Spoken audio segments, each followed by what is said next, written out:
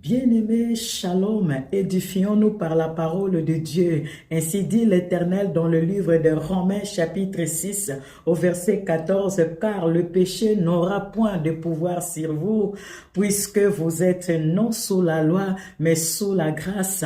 Nous qui avons cru au Seigneur Jésus-Christ, nous l'avons reçu dans notre vie comme notre Seigneur et notre Sauveur, alors nous sommes sous la grâce, car la grâce, c'est lui-même notre Seigneur Jésus-Christ.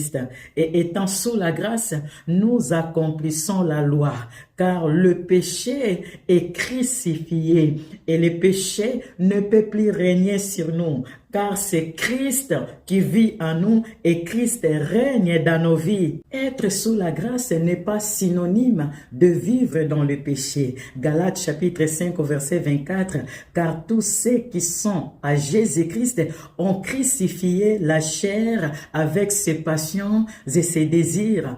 En Christ, nous devenons également participants de sa mort et de sa résurrection. Romains chapitre 6 à partir du verset 3, ignorez-vous que nous qui avons été baptisés en Jésus-Christ, c'est en sa mort que nous avons été baptisés. Nous avons donc été ensevelis avec lui par le baptême en sa mort, afin que comme Christ est ressuscité des morts par la grâce du Père, de même nous aussi, nous marchons en nouveauté de vie, c'est-à-dire que la vieille nature est crucifiée et nous ressuscitons, bien-aimés, en nouveauté de vie. Donc la grâce nous enseigne un mode de vie que nous devons suivre. Voilà pourquoi Romains chapitre 6 au verset 12 martèle que le péché ne règne donc point dans votre corps mortel et n'obéissez pas à ses convoitises. Qui dirons-nous donc? Demeurerions-nous dans le péché afin que la grâce abonde?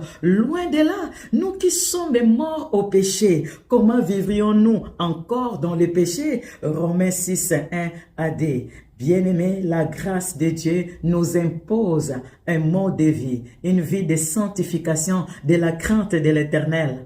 Bien-aimés dans le Seigneur, ne nous conformons pas à ces siècles présents, mais soyons transformés par le renouvellement de l'intelligence, afin que nous ayons la capacité de discerner quelle est la volonté de Dieu, ce qui est bon, agréable et parfait. Que le Seigneur soit avec nous. Shalom.